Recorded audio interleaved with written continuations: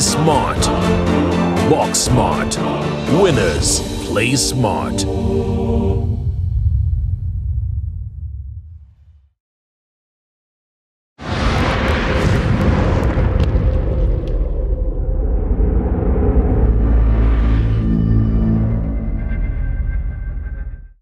As a coach or referee, you are often the first person at the scene of a potential concussion, especially when it happens during practices, so it's important to get this right.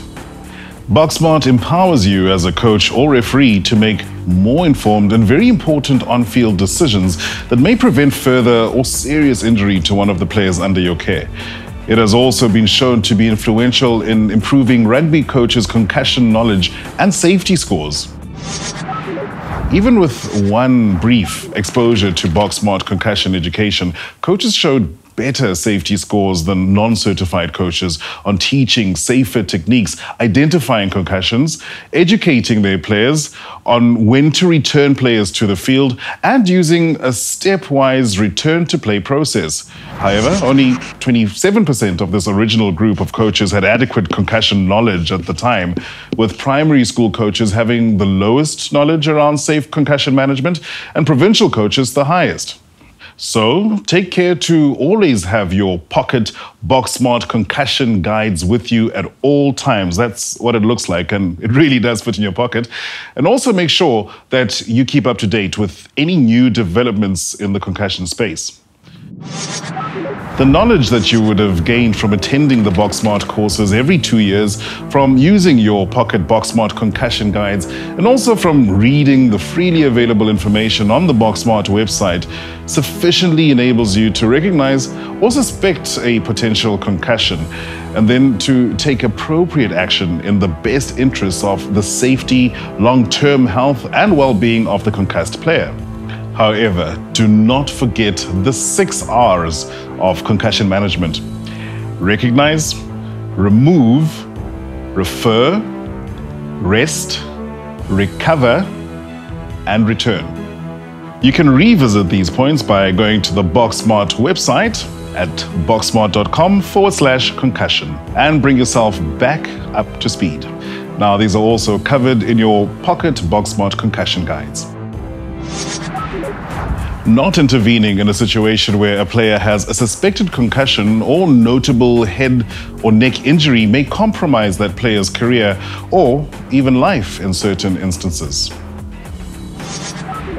What is a concussion? A concussion is an injury to the brain caused by a direct or indirect blow to the head, or by the head striking something else, such as the ground or a bony hip. A concussion can occur whether or not a person is knocked out. A concussion typically causes the speedy onset of short-lived losses in brain function that eventually resolve on their own with time. This could be simple things such as feeling slowed down, confusion, dizziness, or difficulty concentrating. After sustaining a concussion or a severe head knock, and even if you're feeling better, it is important to have yourself examined by a medical doctor.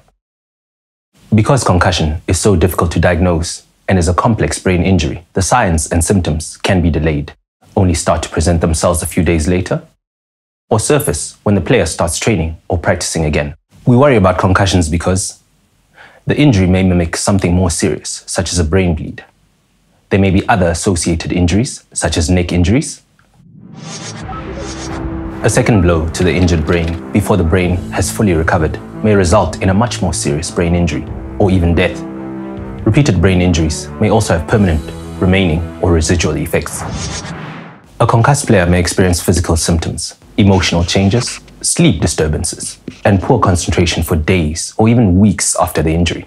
Physical symptoms can be anything such as headaches, nausea, dizziness, tiredness, or intolerance of bright light. Emotional changes can be mood swings, irritability, and aggression. Concentration difficulties can also be accompanied with memory loss, difficulty reading, or struggling to use a computer. Sleeping pattern changes can either be sleeping more or difficulty falling asleep.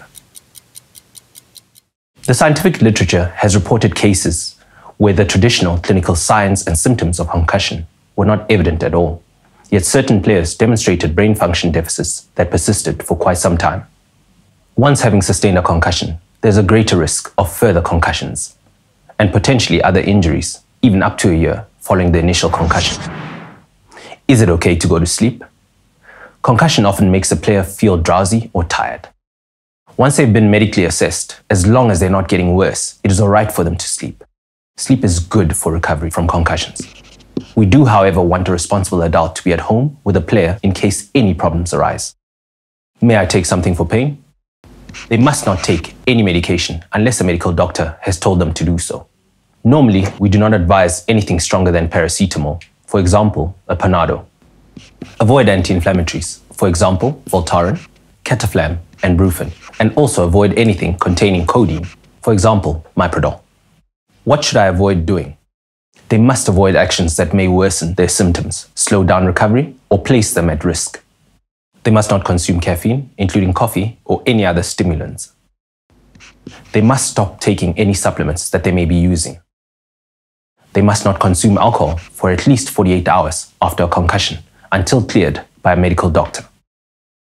They must not drive a motor vehicle or motorcycle or ride a bicycle until cleared by a medical doctor. They must not exercise at all until medically cleared to do so. They must not spend long periods behind a computer, playing video games, watching TV, or reading. May I eat after the practice or game? It is fine for them to eat if hungry. Remember, some athletes do have a sense of nausea and fatigue, and often find that their appetite is decreased immediately after a concussion.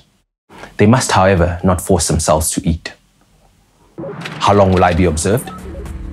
They must follow up with a medical doctor after a suspected or confirmed concussion. They must be monitored regularly, and their symptoms must be observed until they have completely cleared.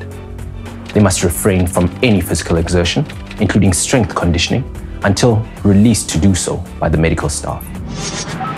There are, however, mandatory stand-down periods based on the player's age at the time of injury.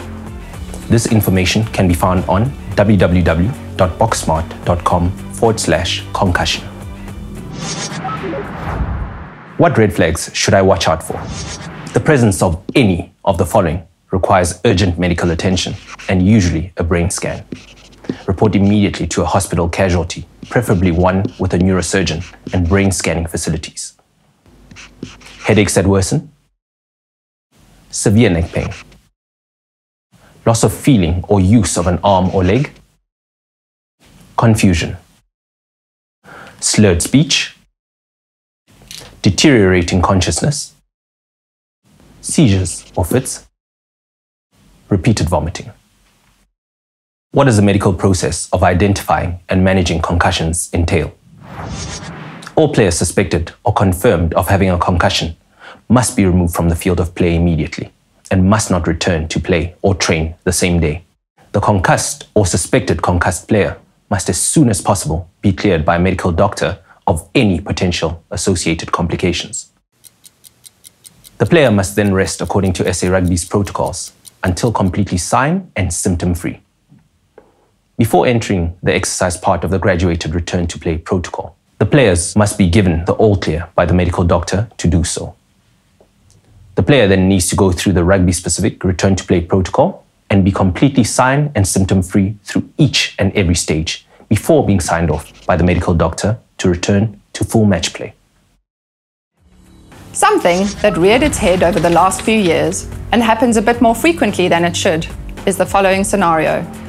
When the player, who was either knocked out or had defining signs and symptoms on the field, eventually got to see a medical doctor, they either felt fine during the clinical assessment, the signs and symptoms had momentarily disappeared at the time of assessment, or they had clear CT scans or MRIs with no indications of any abnormalities. As most in the know will know, most of the time these scans will not show anything bad or obvious in your average concussed player, and progressive signs and symptoms can be delayed. So, the medical doctor, not having seen the actual event or the player's presentation of signs and symptoms at the match or practice, and based on what he had assessed and seen, clears them and gives them the green light to return to rugby. Both the coach and player then misinterpret what this medical clearance really means and the player goes straight back into playing rugby. This type of situation happens far too often and places these players at unnecessary risk. The signs and symptoms immediately after the injury occurred may be notably different from those when the player eventually sees the medical doctor a few hours later. The fact that the player was knocked out or had sustained a concussion on the field remains there, even though the signs and symptoms were not present at the time of the clinical assessment. The very reason that the player was referred to the hospital or doctor is sufficient suspicion of concussion for them to enter into the compulsory rugby-specific concussion management process.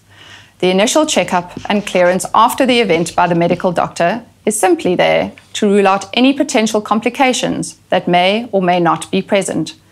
This medical clearance is only applicable for entering into the return to play process, which also includes an initial and compulsory rest period, and is definitely not for returning straight back into playing rugby. This is also why repeated assessments of players suspected of having concussions is recommended. It is also for this purpose that rugby, being a collision sport, has specific medical and return to play protocols to ensure that players have the best possible opportunity of making a safe return to rugby, with minimal risk of re-injury or catastrophic events. Occasionally, there can be more significant or longer-lasting problems, and it is important that concussions and even suspected concussions are monitored by their coaches and team medics or medical doctors who understand current best practice concussion management protocols.